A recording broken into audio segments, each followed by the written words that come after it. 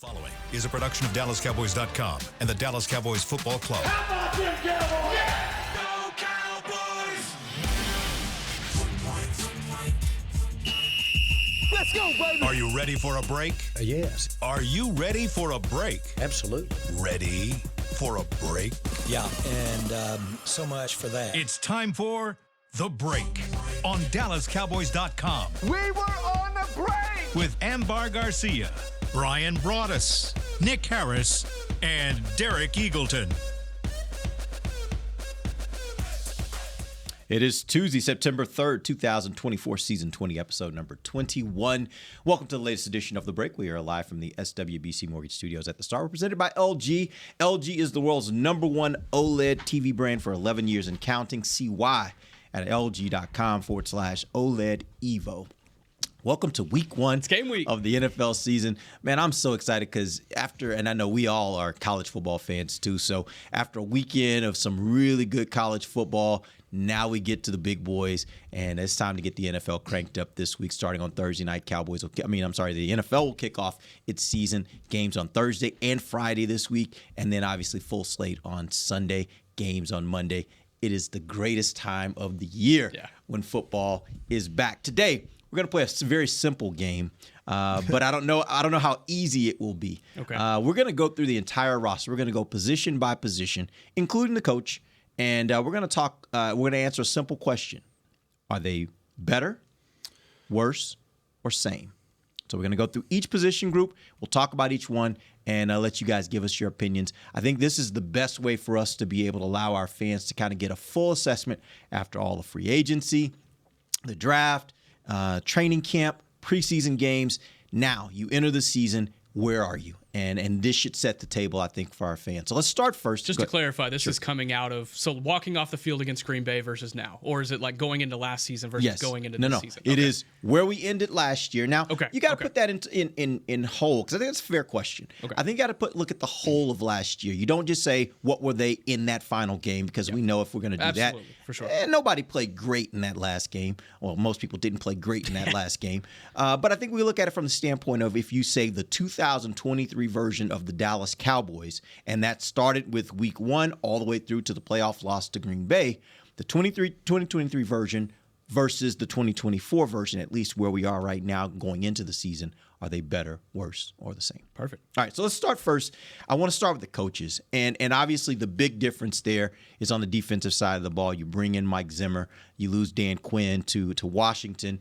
Is this defense, particularly with that change, better, worse, or the same?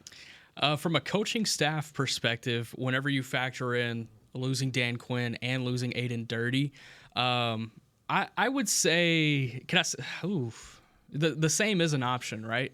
Yeah, it's the same, better, or worse.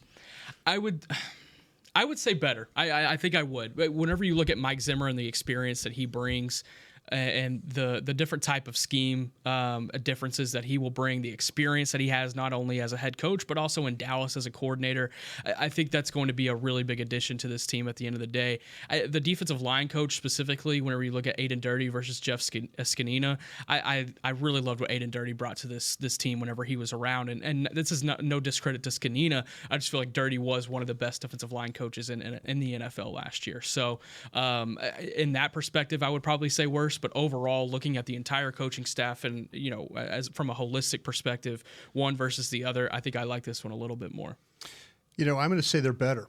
And, and this is not because Mike and I go way, way back. I honestly feel like that there are things that Dan did that were very well. I think his guys played for him. They played hard for him.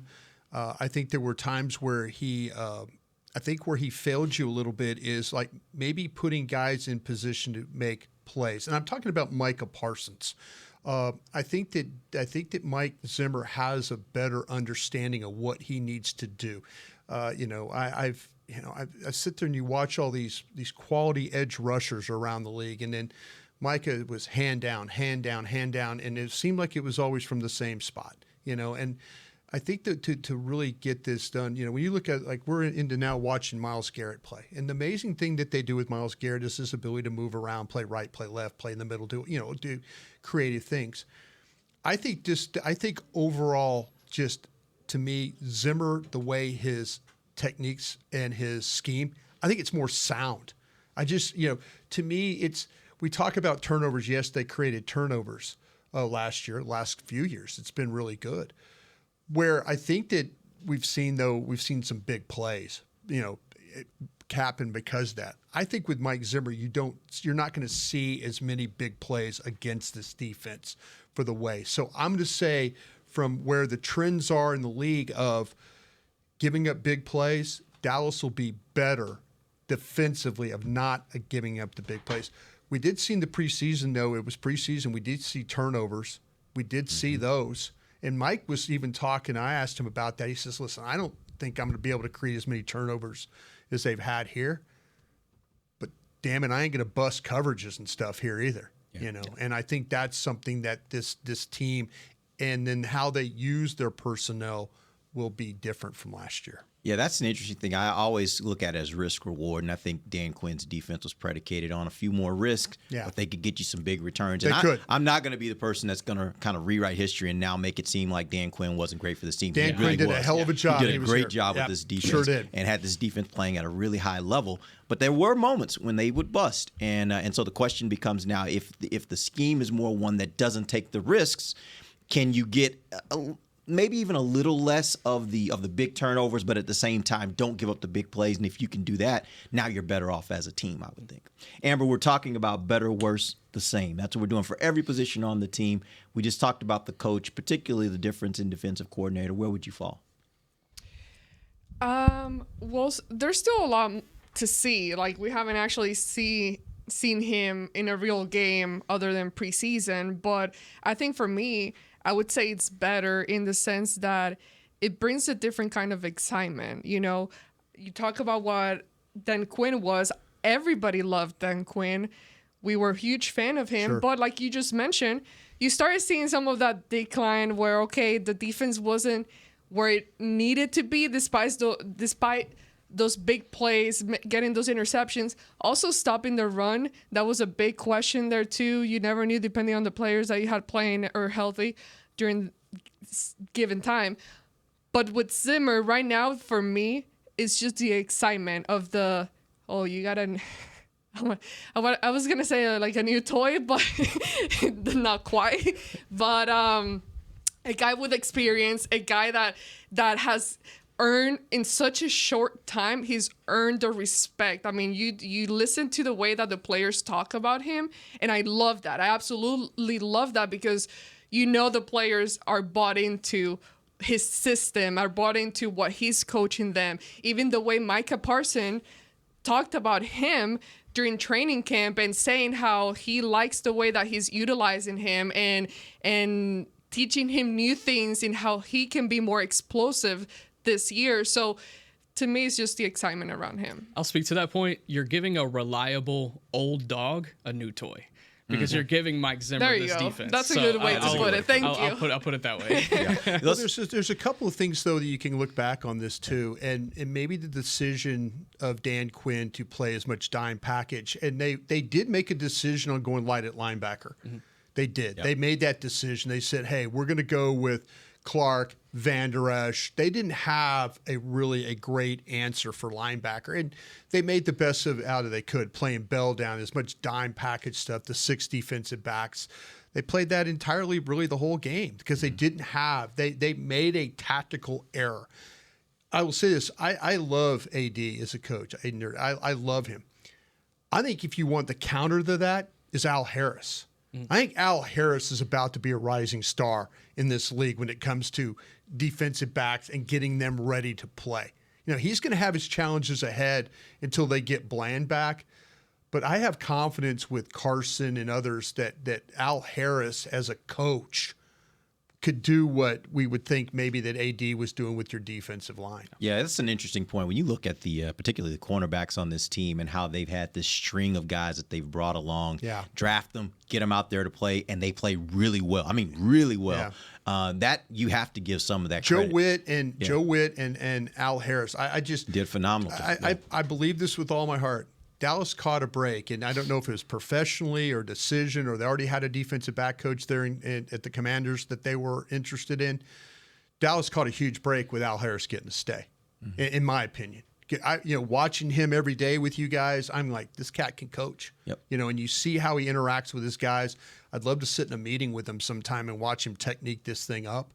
But his guys play hard for him as well. They're a sound group. I really like what they're doing. If we flipped it to the other side of the ball, Mike McCarthy began calling plays for his team last year. My question for you is, based on what you saw last year, do you think the offense was better last year than it was previous before he was calling the plays? And then what do you expect going into this year and it being the second year that he would be doing that? I think it got better. In the beginning, it was a rough start. After those first 6 weeks, you're going into the bye week and you're looking at the offense holistically, and you're like, man, there's some big concerns here. Red zone, can't capitalize, didn't have a rushing touchdown with a running back until week 10.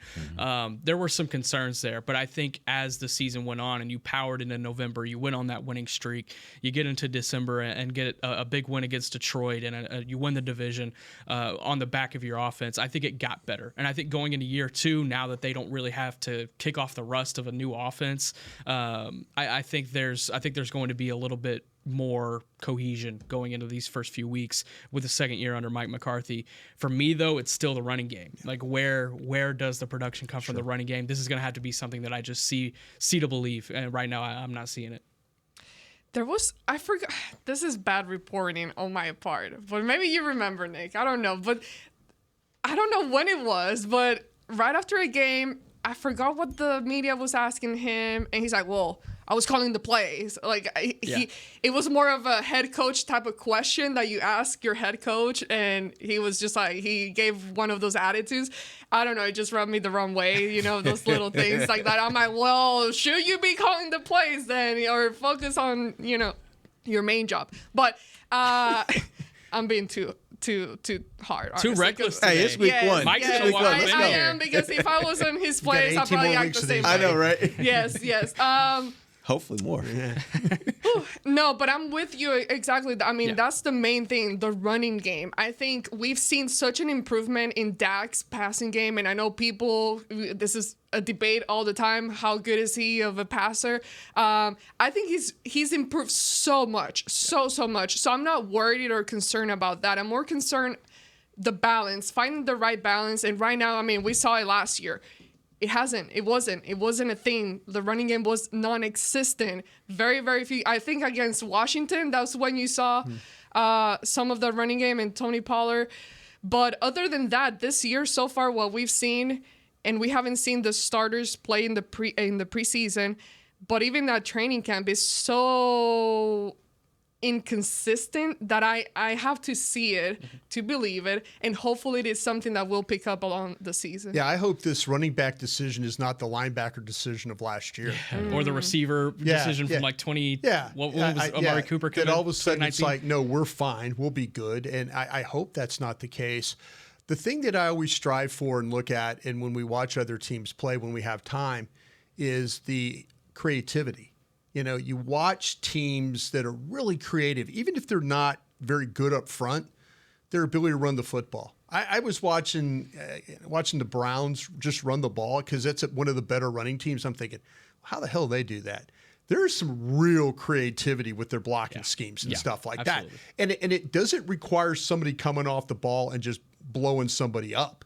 It is 2 traps, a pull, and a lead back, or 2 traps, a pull, a tight end in the hole. There's a difference with lining up shoe to shoe and trying to get 3 yards. You know what I'm saying? Try to just run the ball and see if, let's see if Pollard can get with some creativity. And it bothered me a little bit. I really respect Brian Schottenheimer. I really do. His dad was an outstanding coach. Comes from a football family. Yeah. I asked him this question we had him on the air on 105.3 The Fan. I asked him, who do you steal plays from? Nah, we really don't steal plays. We don't, And I'm like, man, I was with Andy Reid, and all he did was steal plays from other teams. He's one of the best play callers in the league. Mm-hmm. John Gruden, guys, they steal plays. The really good ones, the Sean McVays. Hey, I saw that play in a Sunday night game, and I thought this Thursday we just added it to the mix and scored a touchdown off it. Mm-hmm. The really good coordinators steal plays, ideas, college, pro, high school, wherever. If you told me that this team doesn't run the ball because they're not physical enough and all that, I would agree. Okay, well, what's the answer to that? How about creativity? It's funny. I spoke to that point a little bit in our show last week. Yeah. The only creativity that we saw in the running game last year was personnel. It wasn't scheme. It was putting Turpin or CD Lamb in the backfield, which yes, it worked at times. It works. But there was not a schematic creativity that really led towards Tony Pollard having success or Rico Dowdle having success. Yeah. Because like I said last week, Tony Pollard was not an inside zone guy. And they just rammed him in between the tackles 15 times a game. And then eventually it wore him down. Can I throw this to you, Brian? I hear what you're saying. I agree with that in a lot of ways. Is there at least thought that maybe the new people that they've added to this offensive line, when you go back and start with Tyler Smith think the reason you're and then gonna be able to Guyton and Beebe, they're more power guys, right? I think the reason you might have success running the football this year is because your center is more physical and stronger, and you combine that with the right guard, who's probably in his last campaign, but he still has the ability to power and stand his feet and push and get to that second level. When this team ran the ball, when it was really running the ball, it was like with Ron Leary, big, powerful guard. They had Frederick that was like able to get his guy and then get to the second level. Martin was young. He was pushing his guy. They were physical inside. Yep. They were really that's my hope with this team. I just like to see if it's – I don't want to see like football in a phone booth, where everybody's shoe to shoe and we're just pushing the front and hoping. If you're going to do that, then you better have Rico Dowdle in there running the ball to get to and through. Yep. Because you don't need just to plod along. Teams can – let's say I was watching Cleveland and I'm like going, damn. That's how you kind of figure, and it's just not the back, their scheme, and I think that had something to do with running game Moses over there, Bill Callahan. Bill, one of the best in the game, man. Bill Callahan's now down in Tennessee, and so running game Moses, when he's coaching these dudes up, man, he was one of the guys coaching when they were really running the ball well here. Yeah. So that just gives me a little like if they can kind of find that some way, then I'm not going to worry as much. To your point on creativity, something that they're going to yell at me for saying that word creativity, but it's scheme. I think it's a fair word because, and I would say, I was going to switch it for another word, and I forgot the word that I was going to say, but in that topic, something that bugged me from last season is how underutilized were certain players. Brandon Cooks, Kevonta Turpin, Hunter Lipke. Those are three main guys those are three guys right there that are very skilled and talented, and I highly believe that they were extremely underutilized last year in what Mike McCarthy was doing, but hopefully this year it changes after you review everything and they start being more, use the word creativity. Yes, I think more creative. One of the interesting things, too, is that the fact that CeeDee Lamb wasn't at camp, I think, bodes well for Cooks being more involved in the passing game. For Tolbert, for all of the receivers, because it trickles down. Dak had to use those other guys. He had to develop that with them because he didn't have CD there. So I expect that this is going to be a much better year for some of those supporting wide receivers. And we'll see what happens with Lipke and what his role is on the team. You real quick, I know we got to get to break, but the thing when you watch like the 5 minutes over. Past that, that's par for the course here. But the thing about it, when you watch teams like the San Francisco's run, and I know their personnel, I get it, Juszczyk, and you got one of the best backs in the league, with the way, but you see guys moving to get in position to block. You see they're committed like 4 guys blocking on 3, and now it's up to McCaffrey to make a move, and then they're that's the kind of thing. Give me the opportunity I'm going to outnumber you here. I'm going to find a way to get my one extra guy in position to block for these running plays and stuff. And that's what I'm talking about with creativity. There's ways to do this without, 3 yards in a cloud of dust offense. Yeah, there's ways to run the football, but to use your athletes in your offensive line. You got 2 athletic tackles and 3 guys inside that have really got a lot of strength. Especially with 4 tight ends. Yeah, exactly. Especially with 4 tight ends. All right, we're going to take our first break. We'll come back. We're going to get into better, worse, same at the different positions on the team. We've talked about running back and offensive line a little bit. I want to get a little deeper into those positions when we come back. This is DallasCowboys.com radio. Todd thought it would be secure to jog in the cheetah savanna. Todd believed the big cat repellent he bought online was reliable. And now, Todd is trying to be faster than this cheetah that can run 80 miles per hour. But the good news is, Todd has AT&T 5G that is fast, reliable, and secure. And he learned the best thing to do is stop running and toss her the backpack with the beef stew. AT&T 5G. Fast, reliable, secure. 5G requires compatible plan and device. 5G may not be available in your area. See att.com/5G for you for details.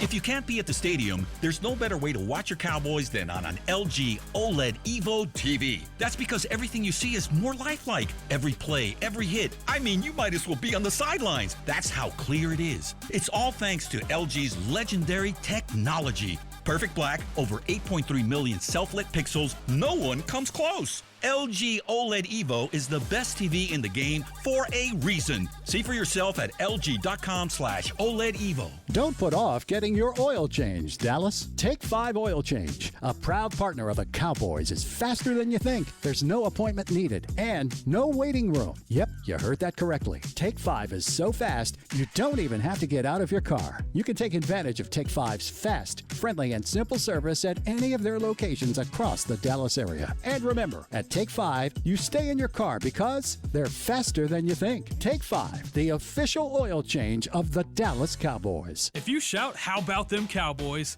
you have that undeniable passion that's the heart of Cowboys Nation. And if you like to drink Dr. Pepper, you love the unique blend of its 23 flavors.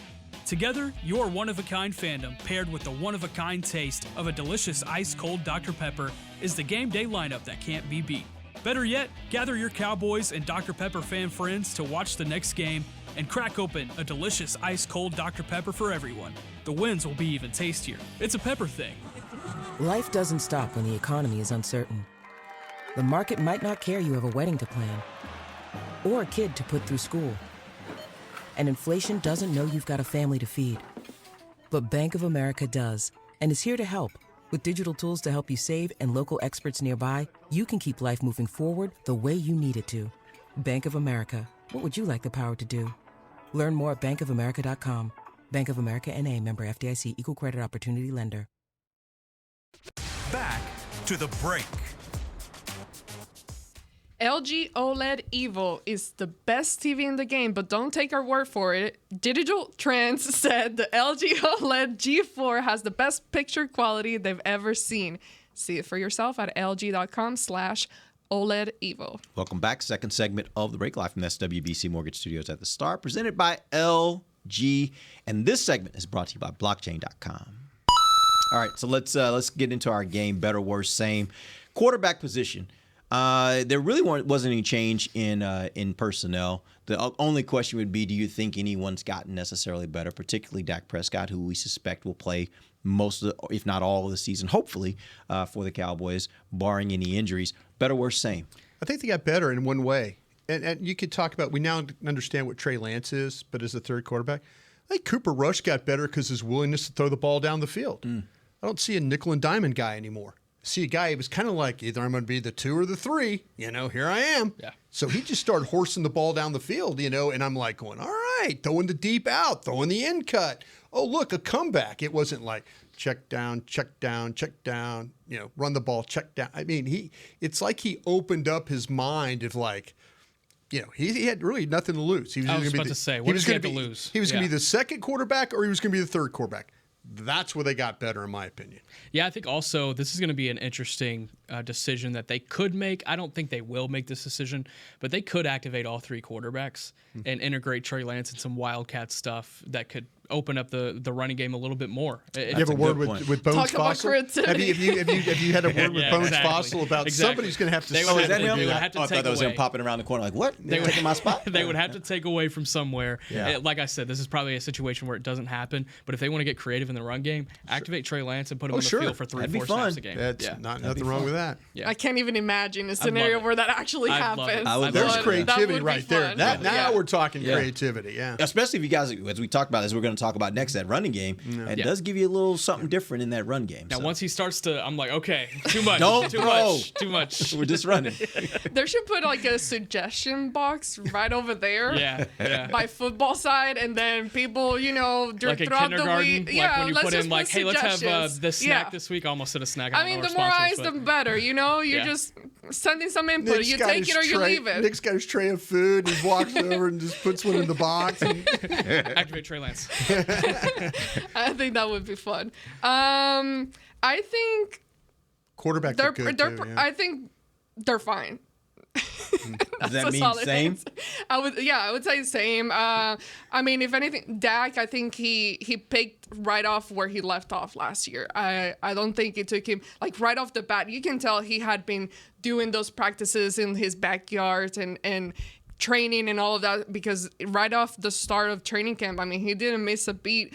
Not everything was perfect. Absolutely not. That's for sure. There were several days that even against the Rams, you were like, whoa, what is happening here? Yeah. But I think he's still a very solid guy. And Cooper Rush, to me, he still looks like Cooper Rush, that I trust him. If anything was to happen, obviously not in the long-term form, but for him to step up as a backup, I fully trust him. Mike Zimmer challenged all these quarterbacks. Yeah. They challenged them to read. They challenged them to react. And, and to a man, it was like, you could tell. There were times they were going through it, and it was pretty difficult. So overall, the group got better. But like I said, that whole thing with Cooper Rush, more willingness to throw the ball down the field. I hope that's the guy we get if, and I don't want it to be an if, that Dak can't play. Let's move on to the running back position.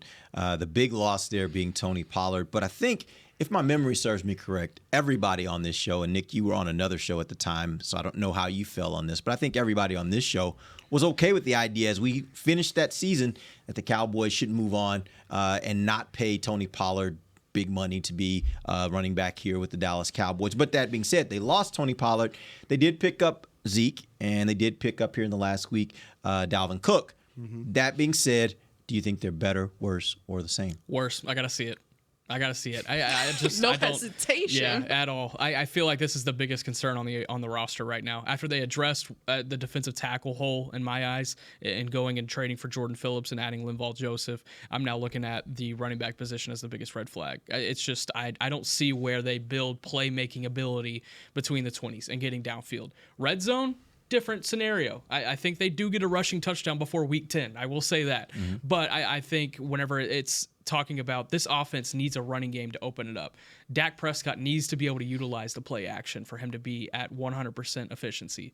I don't see that happening with the current run game situation as it is right now.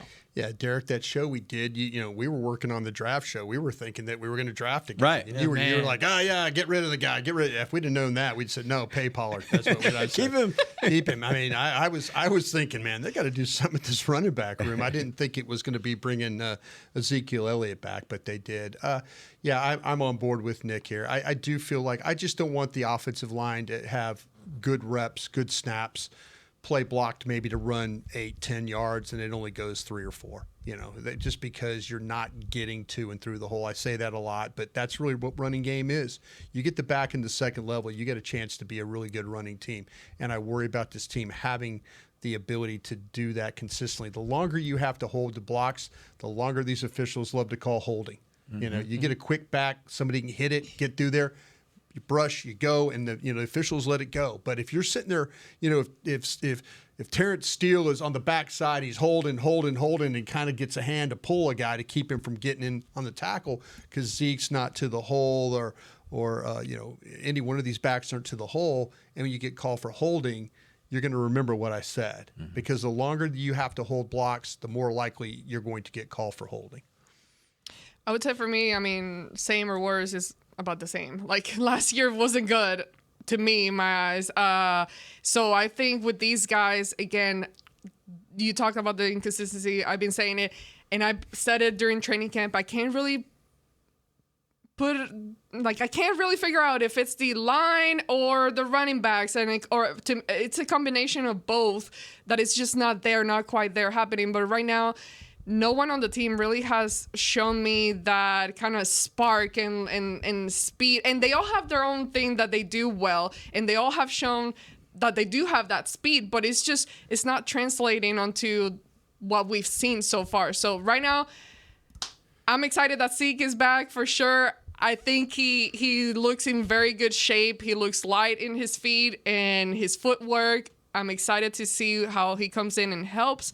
But is it very promising? I don't know. Let me ask you, if you say it's the same, Tony Pollard was a 1,000-yard rusher a year ago, and I know how these two feel about Rico Dowdle. Yeah. Does that mean that you feel like there is a running back on the roster right now that could rush for 1,000 yards this season, if given the opportunity? Why can't it be a team effort? You think so?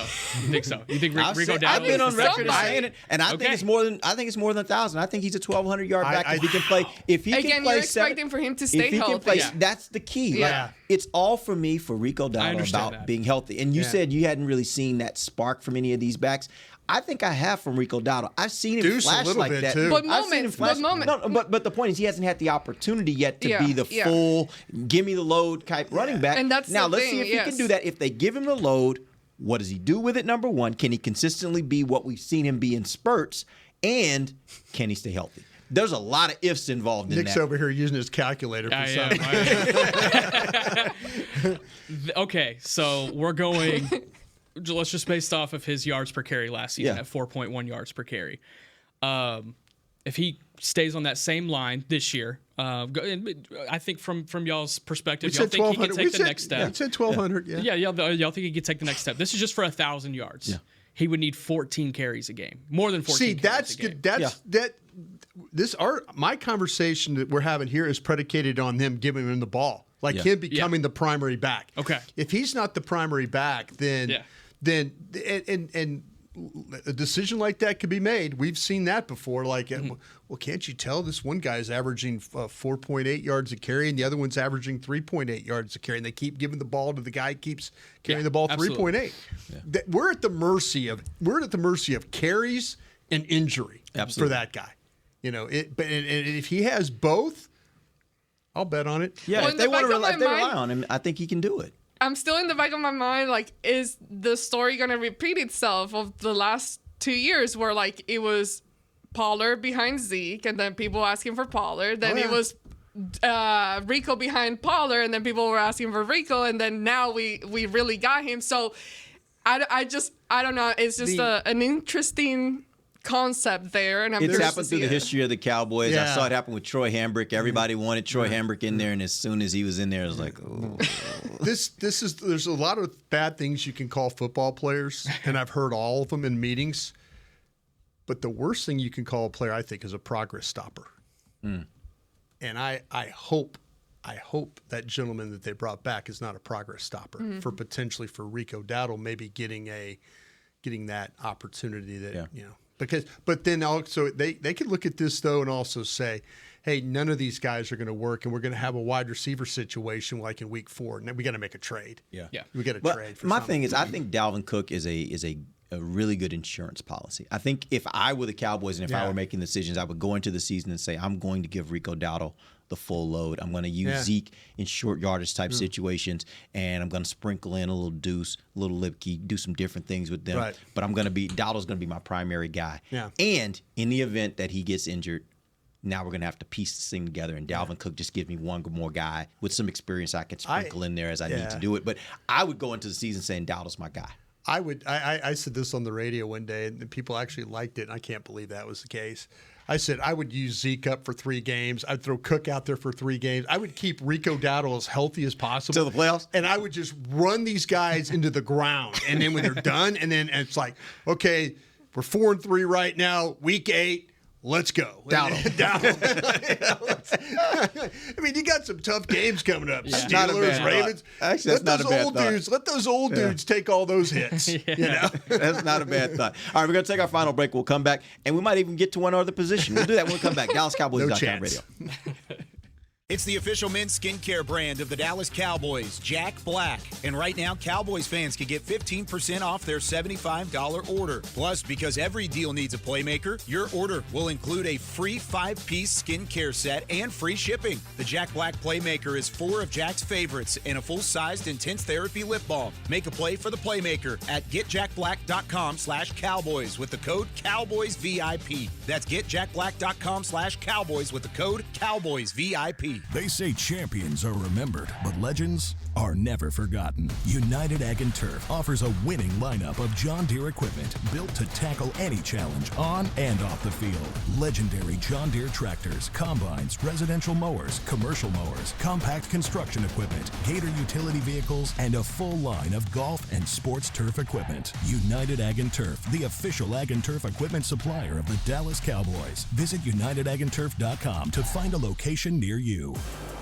If you can't be at the stadium, there's no better way to watch your Cowboys than on an LG OLED Evo TV. That's because everything you see is more lifelike. Every play, every hit. I mean, you might as well be on the sidelines. That's how clear it is. It's all thanks to LG's legendary technology. Perfect black, over 8.3 million self-lit pixels. No one comes close. LG OLED Evo is the best TV in the game for a reason. See for yourself at lg.com/OLED Evo.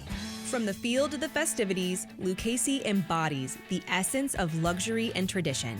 Handcrafted with meticulous precision, each pair offers unmatched comfort and style. Stand tall while you're tailgating or cheering in the stands with the Dallas Cowboys collection by Lucchese. Shop the collection today at the Lucchese store at the Star in Frisco or online at lucchese.com. Lucchese, the official boot of the Dallas Cowboys and Dallas Cowboys cheerleaders. Todd thought it would be secure to jog in the cheetah savanna. Todd believed the big cat repellent he bought online was reliable. And now, Todd is trying to be faster than this cheetah that can run 80 miles per hour. But the good news is, Todd has AT&T 5G that is fast, reliable, and secure. And he learned the best thing to do is stop running and toss her the backpack with the beef stew. AT&T 5G. Fast, reliable, secure. 5G requires compatible plan and device. 5G may not be available in your area. See att.com/5G for you for details. Back to the break. AT&T connecting changes everything. That's Welcome the back. best read. It is the final segment of the break, live from the SWBC Mortgage Studios at the Star, presented by LG. LG is the world's #1 OLED TV brand for 11 years and counting. See why at LG.com/OLED TV. I'm sorry, OLED Evo. Yeah. Welcome back. Final segment. Not easy. Here's what we're gonna do. Great company. Here's what we're gonna Not do. easy. We've got this game going better, worse, same. I don't know. I guess we went around for running back. Now we're at wide receiver. Now you can't. We've only done like 3 of them. We've only done 3. We've only done 2. All right. So at wide receiver, they lost Michael Gallup. Yeah. That was the only real loss. I guess on the plus side, Jalen Tolbert, Jalen Brooks likely will have increased roles this year. Are they better, same, or worse? I think better. I think when you factor in Jalen Tolbert taking this extra level of approach going into year 3, the connection that he's been able to have with Dak Prescott over the course of the offseason, you factor that in. Jalen Brooks looking really strong and sure-handed at camp. And Kevontae Turpin very sneakily had one of the best training camps of any player on the team. So I think if they can find ways to get him more involved, I think it's going to be a much improved unit. And we'll see what kind of opportunities Ryan Flanoy gets, the rookie. I think he's going to be one of the inactives, at least early in the season. But if he does get his opportunities, I'd love to see what that looks like too. But you look at what you lost in Michael Gallup, and loved what he put forth in that final game against Green Bay. You know, he definitely had a going out party. But I think when you factor that in with what is coming up as far as what is improving with Jalen Tolbert, Jalen Brooks, Kevontae Turpin, I like this unit a lot better. Flournoy take Brooks's spot? As in, he's Like wide receiver 5 and Brooks is 6? Yeah. I don't believe so. Flanoy, there's still been too much inconsistency That there big for body me. blocking, that big body playing. I think Brooks could do that too, though. Big body playing on special teams. I think Brooks Big could do that body, too. Body with toughness there. I think Brooks could do that one too. Yeah. No. I'm glad you're paying attention to this group, by the way. I'm just testing you. I've seen your level of commitment. To the bit. To the bit. The Rico Dowdle thing's going to be all year. Here we go. Yeah, no doubt. Every week we're going to have the Rico Dowdle train. Yeah. Like, what's happening with The the yard Rico counter. Yeah, every week adding up all the the yards and calculating everything. It'll be Monday morning. It'll be like, 17 yards. Yeah. 2 carries. Exactly. They got better with Tolbert, and this is no disrespect to Gallup, but Tolbert, the work that they got, and you mentioned all those young receivers and stuff to work. I think somebody asked me on Twitter the other day, breakout player. I said Tolbert. I think Tolbert's going to show people a lot of things. I think these last couple of years have been tough on him, but I feel like watching him practice every single day, it didn't look too big for him. And it could have been one of him and Brooks battling every day.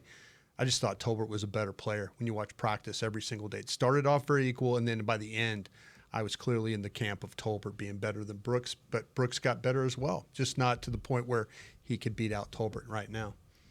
Yeah, I think they're way better. And Michael Gallup, I don't think he ever recovered from the injury. It just never really happened. Mentally, it got hurt too. Yeah, which is tough to do. It's tough. I mean, I've never been through that, but I can only imagine. But I think that all these receivers right now, they have such a good chemistry with Dak. I think everyone just looks very confident and very explosive, fast, and just like they know what they're doing and the placement. They just seem like they have the experience. And again, it's now year 3 for Tolbert, yes. right? Yes. Mm-hmm. So it's still. You're telling him to get busy, right? Well, this is the time. Yeah, it's like you still in your mind. You're like, oh well, he's still young. But no, like this is already. You need to do it now, but he looks next year good. He'll be up for a contract. Absolutely. Year 4. So it's that time. And Brooks, he's one of those guys that, I mean, you see him walking around, you don't think much of it, and then you see him on the field, and he's just like, he has such a vibe, like such a good positive charisma. Carries himself well. He's Carries got a huge himself. smile. So Yeah. I just love when things like that do translate on the field, and you just root for them even more. He's a great guy, and I love the way he plays and runs. Yeah, me too. All right, let's real quick before we end the show, we'll get one more. Let's talk about the tight end position. They lost Peyton Hendershot. They got Stevens back from injury, which I think most of us going into last year before he got hurt thought he might be a new asset for this team. And then obviously the development of Luke Schoonmaker will factor into this. Are they better, worse, or the same? I asked Jake Ferguson a question in the locker room yesterday. I asked him if they were better or worse. I asked him the confidence that you're able to bring from the year that you had last year. Does that make you a more confident player going into this season than you were going into last season, knowing already that he is a confident player? And he said, without a doubt. And I think looking at the connection that he was able to grab. Is there any other answer? You could say like, no, my confidence has always been the same. It's always been, along the same line. And honestly, I kind of expected that kind of answer. Like I approach the same every day, the same. I'm going to be confident regardless. But he was like, no, without a doubt, I am more confident going into this year. So I think with that, I think understanding his connection with Dak and understanding as well, getting John Stevens back from injury, getting Luke Schoonmaker back from a couple of injuries. I think this unit is going to be better, but I believe in that because of the guy up top, Jake Ferguson. I think he's going to have, without a doubt, Pro Bowl season. I think he's going to be knocking on the door for All-Pro. I think he's going to have one of those years. I'm going to look right at that camera, right there. That camera right there. Span forward. My eyes are on you, man. That was a surprise. Yeah. That was a surprise addition right there on that roster. Yeah. And he played better the last couple of weeks of training camp. Some things kind of improved for him.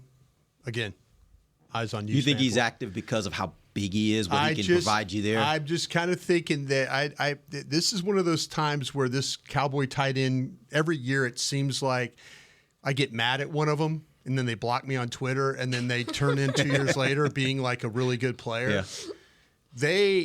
Spanford's bonus and all that stuff, it's nice and all, but there was some protecting going on right there with that guy. Because I think there was, if you sat down and we all watched tape together, we would go, ooh, that wasn't very good. And, maybe the first couple of games, but then there were some things that kind of improved at him. But you know what? For him to hold a roster spot, I was on you, bro. So better, worse, same. Eyes on you. That face. That face you did was hilarious. I mean, to me, it's about the same. Yeah. Everything's like about the same.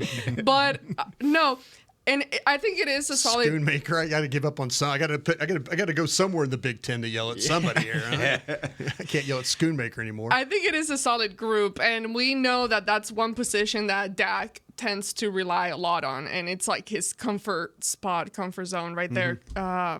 But Luke Schoonmaker, he's a guy that I got to give him credit and shout outs to him because he has been putting in the work. Sometimes he has something new pop up as an injury, and then he's dealing with that. That's a problem. But to me, it is impressive because sometimes I see him, how he walks and all that, and he looks so stiff. And in my mind, I'm like, but then he plays, and he will make those athletic plays. And I think he has a very good size. His height, I think, does help him in some scenarios and situations. But I do see him improving. I think he's gotten better, and that's because he's been working. But again, the injuries have kind of stopped him from certain things. Real quick question. Can I ask everybody around the room? Real quick. Power rank your tight ends in order. Ferguson, Stevens, Schoonmaker, Spanford. There you go. Exactly. Same. Yeah. That's where we're at. I need to see it from Stevens clearly my number 2. Stevens is number 2. That's what I'm saying. And the big thing about it was I was, and maybe that's why they might be better. Right. Because Stevens improving over what you've seen from last year. And I think the big thing was him improving as a blocker. Yeah. That because you thought we knew he could catch the ball. We knew he could get out and get open. He has gotten better as a blocker. Yeah, he's gotten better as a blocker, and I think that's what made him, for me, make that jump into that number 2 spot. It's such an upgrade over Hendershot. Yeah. It's such an upgrade. Yeah. Such an upgrade. All right, that's a wrap for us. Get blocked. We are back to daily shows, so we'll be back tomorrow, 11 o'clock. We're going to start getting into the matchup, Cowboys versus Browns. Brian will have the Browns offense versus Cowboys defense tomorrow. We'll do the flip on Thursday, and then on Friday we'll get you ready with our picks for the game. Till then, for Nick Harris, Brian Broaddus, Amber Garcia, I'm Derek Eagleton. This has been The Break, live on DallasCowboys.com radio. This has been a production of DallasCowboys.com and the Dallas Cowboys Football Club. How about this, Cowboys?